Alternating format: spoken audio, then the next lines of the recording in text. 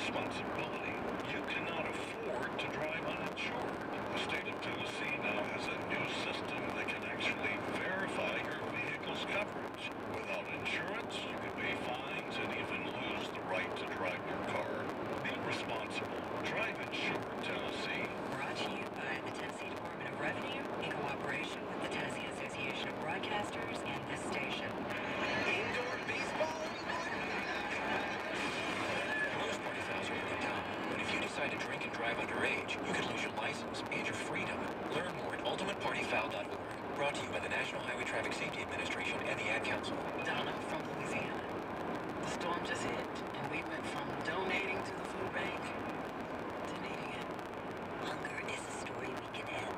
End it at feedingamerica.org. Brought to you by Feeding America and the Ad Council. Sports Station.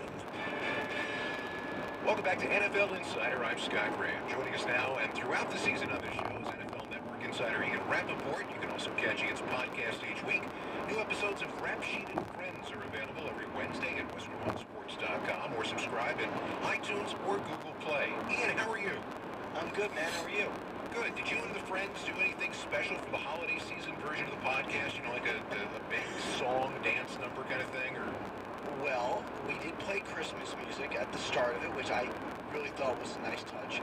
And we had Chuck Pagano on to talk about returning to coaching and how the year off helped him in his new perspective and being refreshed and all those things. And then he goes and interviews for the Packers job, making that extremely newsworthy. So we got a lot going on in the podcast world. Chuck Pagano is one of two guys who apparently have interviewed for that top job with the Packers, and I would imagine that's not going to be the end of the interview, certainly, but interesting couple of names to start, at least, from their perspective on what they're looking for in a head coach. Yeah, and you know, two very different kind of guys. What my understanding of what the Packers are going to do is interview like 10 to 12 guys, then bring in 3 for final interviews, and then make their decision. So there are going to be a lot of names. It's going to be an expansive search, and you know, you're going to get basically what you got now, which is a little defense with Pagano, experience, a little offense, experience. You'll also get college. You'll also get not very experienced. At some point, they'll kind of make a decision. I've been intrigued, honestly, at the sort of fan reaction to Jim Caldwell. You know, his tenure at Detroit looks a lot better now in retrospect. He's been a good coach everywhere he's been. Players love him. Like, I don't know why that wouldn't be someone who'd be considered a serious candidate. You take a look around right now, and one of the teams that goes into the last weekend hanging on a thread is the Pittsburgh Steelers. I'm going to ask Mike Mayock about this a little bit later on in the show. But from your perspective, if this doesn't go the right way this weekend, if the Steelers can't get the victory, or if the Browns can't do them a huge favor in Baltimore, you come to the end of a season that started out with incredible hopes, and, you know, the Le'Veon Bell thing straight on down the line to where we are right now. Does that spell change, big change, coming for an organization that doesn't change a lot? I don't think so. And, you know, I've asked the question, I've talked to some people about this. You know, it doesn't feel like that at all. And remember, you know, they've had sustained success. Not, you know, they've had some Super Bowl success, obviously, but it is really hard to make the playoffs year in and year out. And, you know, they have an aging group of players. They have Roethlisberger, who's in his, you know, mid-30s by now. And they lost their starting running back. And they lost their backup kind of starting running back for 3 games. I mean, they've had some injuries and unforeseen circumstances. And they've still been able to kind of get there. And, you know, they were within a Juju Smith-Schuster fumble of winning that game and ensuring themselves in the playoffs. Like, they're basically at the point now where it's a given they're in the playoffs every year. So I don't get the feeling that Tomlin is in trouble at all. But I'd be curious if public chatter kind of picks up if they do lose. It's funny you should mention public chatter.